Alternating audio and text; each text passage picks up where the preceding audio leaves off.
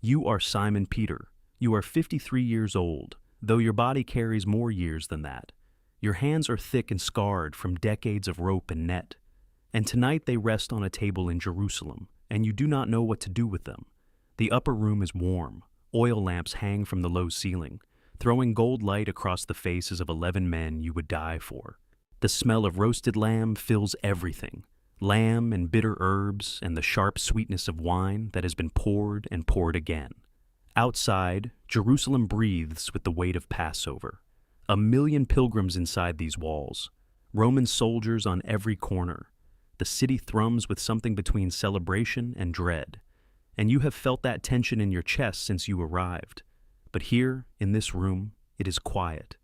It is almost ordinary. Almost. You sit close to the head of the table. You always sit close. You are Peter. You are the rock. You were named that by the man sitting at the center. And you have never stopped carrying that name like a stone inside your chest, heavy and proud and yours.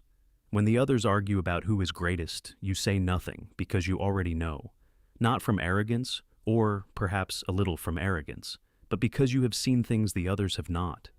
You walked on water. You confessed him on the road to Caesarea Philippi, and he said, "Upon this rock I will build my church." You were there on the mountain when his face shone like the sun. You are his man. You have always been his man. The lamb is passed. The wine is blessed. And then Jesus does something that makes the whole room go still. He rises from the table. He removes his outer robe. He wraps a towel around his waist. He pours water into a basin. And he kneels. He kneels in front of Thomas first. Thomas, who always doubts.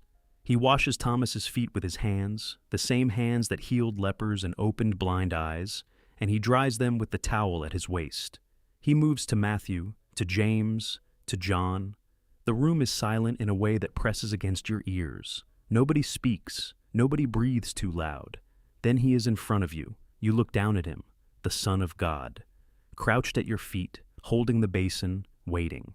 And something in you refuses, not from disrespect, from the opposite, from a love so fierce it has no idea what to do with itself. You say, "Lord, are you going to wash my feet?" And the word Lord comes out the way it always does from you, full, declarative, slightly too loud for the room. He says, "You do not understand now what I am doing, but you will understand later." You say, "You will never wash my feet." And he looks up at you. His eyes are patient in a way that costs him nothing, and you realize that patience is not the absence of urgency for him. It is a choice he makes every single moment in your direction. He says, "Unless I wash you, you have no part with me," and that breaks you open, instantly, completely. You say, "Then not just my feet, wash my hands and my head as well." He almost smiles. He says, "The one who is bathed needs only to wash his feet, and he is clean. And you are clean. Though not every one of you. You do not understand that last part. You will understand it before the night is over. He washes your feet. The water is cool. His hands are careful. And you sit there with tears pressing behind your eyes that you will not let fall because you are Peter. And Peter does not weep at supper tables. But something has shifted. Something in the architecture of how you understand him and yourself has moved. You do not know in which direction. He dries your feet. He rises. He returns to the table, and you sit with clean feet and a very troubled heart, and the night has only begun. He speaks after that. He speaks at length, and his voice has a texture tonight that you have not heard before. Not the teaching voice, not the healer's command, not the preacher's rhythm. This is something else. This is a man saying things he needs to say before he can no longer say them. You do not put those words together yet. You are listening, but part of you is still back at the basin, still sitting with the strange humiliation and the strange grace of having your feet washed by God. He says, "One of you will betray me." The room explodes in whispers. Every man looks at every other man. You look around the table with the face of a man who has never doubted himself and are surprised to find a small, cold question forming somewhere below your certainty. Is it me? The question dissolves almost instantly. Of course it is not you, but the fact that it formed at all, the fact that his words had enough weight to make it form, that stays. You lean to John, who sits closest to Jesus. You whisper to him, "Ask who it is." John leans to Jesus and asks quietly, "Lord, Who is it? Jesus says, "It is the one to whom I will give this piece of bread when I have dipped it." He dips the bread. He hands it to Judas Iscariot. You watch Judas take it. You have known Judas for 3 years. You have eaten with him and walked with him and argued about nothing with him in the dust of 100 roads. You watch him take the bread and you see nothing in his face. Nothing. And that absence of something is the most terrifying thing you have seen tonight, and you have watched your Lord wash feet. Jesus says to Judas, "What you are about to do it quickly." Judas rises. He goes out. The door closes. The night presses in. And Jesus says, "Now the Son of Man is glorified." And he begins to speak of going away. Of where he is going, you cannot follow. Not yet. Perhaps later. And he says, "A new commandment I give to you. Love one another as I have loved you." You have heard him say many things. This one lands differently. As I have loved you. You look at the basin of water still sitting near the wall. You think you are beginning to understand what that means. You are not sure you are capable of it. Then he says, "Simon Peter, where I am going, you cannot follow me now, but you will follow later." And you say, because you are you, because you have never once in your life let a statement about your limitations go unchallenged. "Lord, why can I not follow you now? I will lay down my life for you." The table goes quiet. Jesus looks at you. He looks at you the way he always looks at you, fully, without flinching, as if he can see every room inside you, including the ones you have locked and lost the key to. He says, "Will you lay down your life for me?" And then he says the thing. He says, "Truly, truly, I say to you, the rooster will not crow until you have denied me 3 times. The words fall into the room like stones into water. You open your mouth. You close it. Something in your chest is very hot and very cold at the same time. You want to argue. You want to swear, to slam your fist on the table, to make him understand with the sheer force of your conviction that this is impossible, that you would sooner die than deny him, that Peter does not abandon, Peter does not retreat, Peter is the rock, but his eyes are not accusing, they are not cold, they are something worse than either of those things. They are sorrowful and certain. He knows something about you that you do not know yet. You say nothing.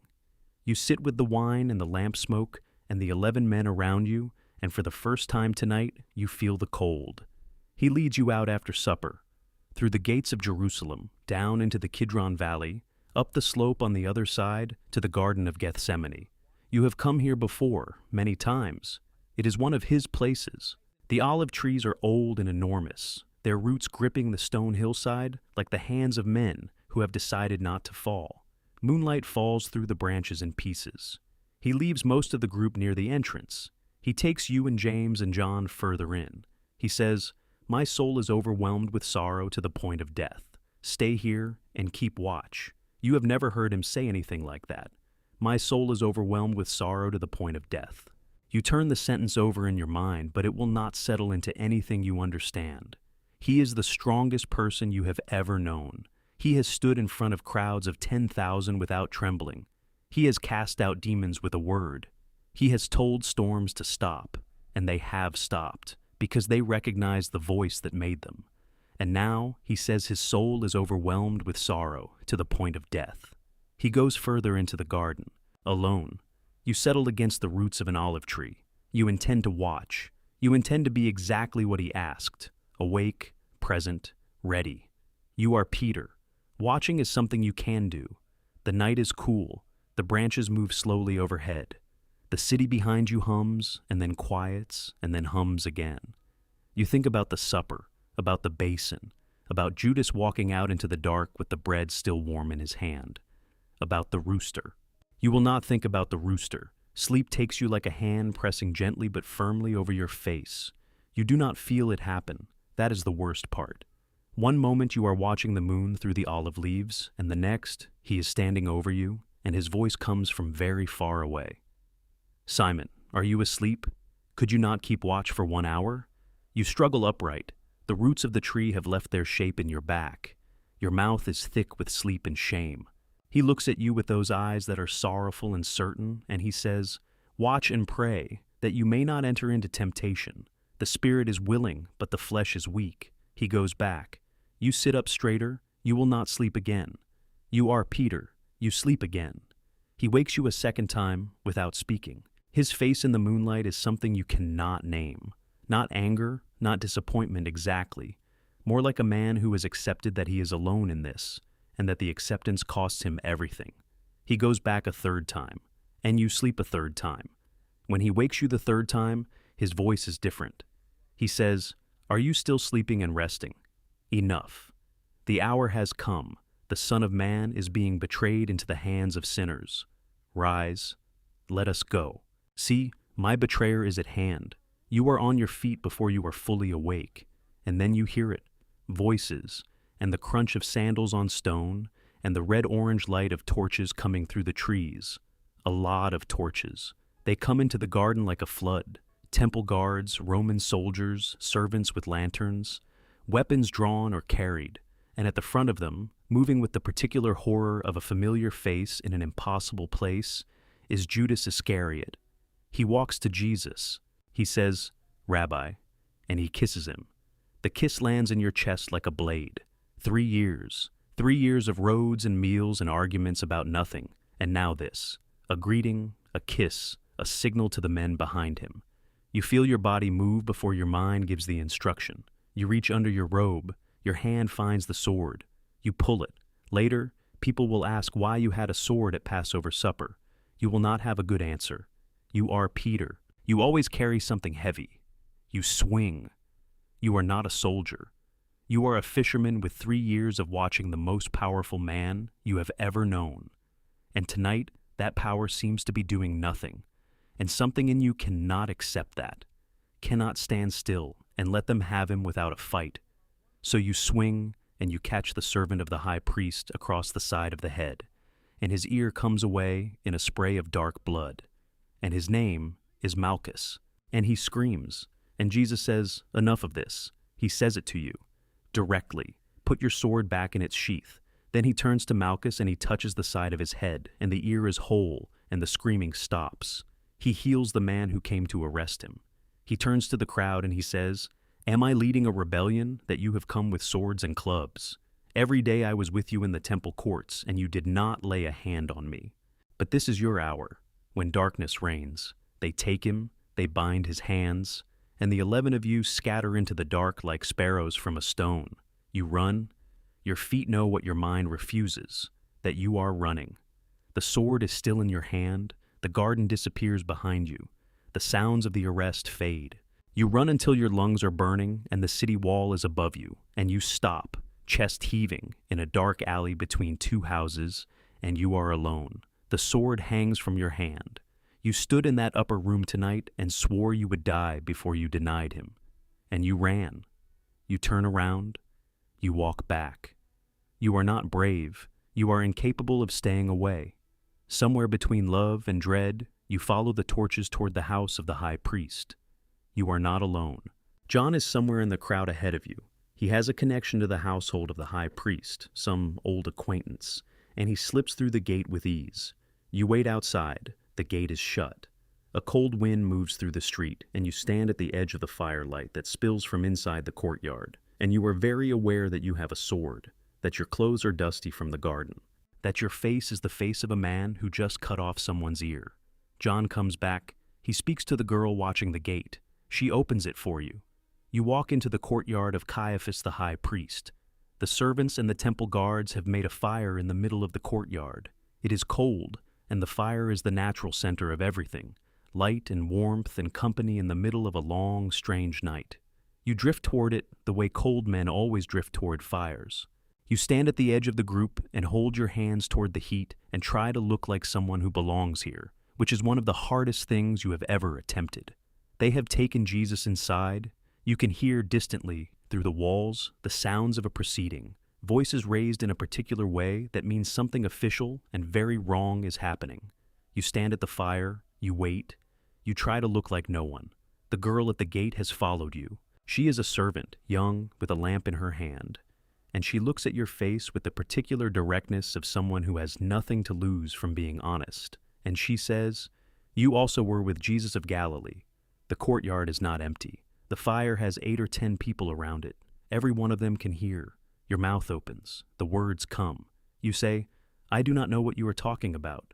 You walk away from the fire toward the gateway. You need space. You need cold air. The denial sits in your mouth like something you ate too fast, and your body wants to undo it, wants to go back and say no. Wait, that was wrong. I am his man. I have always been his man. But you don't. You stand in the gateway and breathe and listen to the distant sounds from inside the high priest's house and tell yourself it was the right thing, that it protects him somehow, that it was practical, that a dead Peter is no use to anyone. The rooster does not crow. Not yet. Someone else notices you in the gateway, a man this time. He says to the people nearby, "This man was with Jesus of Nazareth." And again, faster this time, the words come. You say, "I do not know the man." Two times now, and the ease of it is what frightens you. Not the difficulty, the ease. The way the denial comes without effort, without the body fighting it, without the conscience rising up fast enough to stop your mouth. As if there is a version of you that has been practicing this in secret. You move back toward the fire. You do not know why. Perhaps because the cold is unbearable. Perhaps because standing apart made you more visible, not less. You stand at the fire, and someone looks at your face in the firelight, and then at your hands, and then at your face again. And he says, "Certainly you also are one of them, for your accent betrays you. Galilean." Your accent is Galilean. You open your mouth, and this time, you call down curses on yourself. You swear. You say, "I do not know the man." And the rooster crows. One long, clear, impossible note in the cold air over Jerusalem. The door to the house opens. They are leading Jesus across the courtyard. He turns.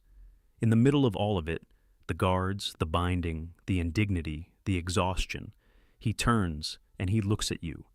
Not in anger, not in triumph, as if to say, "I told you so." He looks at you in a way that contains everything he has ever said to you and everything you have ever promised. And the basin of water, and the 3 sleeps in the garden, and the sword, and the running, and the fire, and the 2 denials already behind you, and the one that just left your mouth. He looks at you, and you look at him. And for 1 second, the courtyard does not exist. Then they take him around the corner, and he is gone. You go out through the gate. The city is dark. The street is empty. You walk until your legs stop, and then you stand in the street, and the full weight of it arrives. Not gradually, not in stages, but all at once. Everything, every word you said, and every word you swore, and the look on his face, and the rooster still somewhere above you in the cold. And you weep, not quietly, not the private kind of grief that stays behind the face. You weep the way the body weeps when it has no choice left, bent, loud, without witness, without dignity, without any of the armor you have been wearing since the night you walked on water and believed for approximately 30 seconds that you were the kind of man who could. You are Peter. You are the rock. And tonight the rock came apart. You weep in the street of Jerusalem for a very long time. Nobody stops. Nobody comes. The city moves around you the way water moves around a stone, indifferent, unhurried, going somewhere you are not. When there is nothing left inside you to weep out, you stand up. You wipe your face on your sleeve. You do not know where to go. You cannot go back to the upper room. The upper room belongs to last night, to a man you were before the fire and the 3 words. You cannot go home. You do not have a home in Jerusalem. You know where they are taking him. The whole city knows. Golgotha, the place of the skull, the hill outside the walls where Rome does the thing that Rome does when it wants to make an example. You go. Not close. You cannot go close. The courage for close is gone, and you know it. And you do not pretend otherwise. You find a place on a slope below the hill, behind the crowd, and you watch. They have nailed him to the wood. You do not let yourself look directly for very long. You look, and then you look at the ground, and then you look again. The crowd moves around you. People weep. People jeer. The soldiers divide his clothes. The sky above Jerusalem is doing something wrong. It is the middle of the day, and the light is failing. A darkness that has no explanation in weather or in season, just descending, as if the sky itself is covering its face. His mother is there. You can see her, closer than you, held up by John on one side and another woman on the other. You watch John stand at the foot of the cross, and you do not walk to join him. You stay where you are, on the slope, in the crowd, and you hold the distance between you and the cross like a confession. You stood in the upper room and swore you would die before you denied him. You are not dying today. He is. At some point, the 9th hour, the sun already tilted wrong in the dark sky, he says something. His voice carries in a way that should not be possible, a voice too big for what his body has become. You hear the words but cannot hold their meaning, cannot fit them into any frame you own. The crowd reacts, some weep, some mock. A soldier lifts a sponge, and then it is over. You know it is over before the soldiers confirm it. Something leaves the air, something that has been present since before you can remember, something you have been breathing in without knowing it, withdraws. The sky presses down. The crowd goes strange. Somewhere behind you, stone cracks. You sink to your knees in the dirt of the slope below Golgotha. Your hands are in the mud. The sword is still on you, still in its sheath, unused. Behind you, Jerusalem is erupting into some new and terrible confusion. Ahead of you, on the hill, the cross is still standing, and the body is still on it, and it is finished. You kneel in the mud. You do not know, kneeling there, that in 3 days you will run, that you will outrun John to the tomb, and then let John go in first and then go in yourself, and you will stand in an empty cave staring at folded grave clothes and not know what to do with what you are seeing. You do not know that on the shore of the Sea of Galilee, a man will make a fire on the beach and ask you 3 times if you love him, once for each denial, and that you will say yes each time with everything left in you, and that each yes will peel back one no, until you can breathe again. You do not know that the one who denied him 3 times will be the one he builds his church on, after all, that the rock will be reassembled from its own rubble, that failure of this magnitude will not be the last word. You do not know any of that. You only know the mud under your hands and the cross on the hill, and the 3 words you said beside a fire in the courtyard of a man who hated your Lord. You kneel there until the soldiers take the body down. You watch them do it. You do not turn away. The one who denied him 3 times was the one he chose to feed his sheep. The story is not finished. You are in it.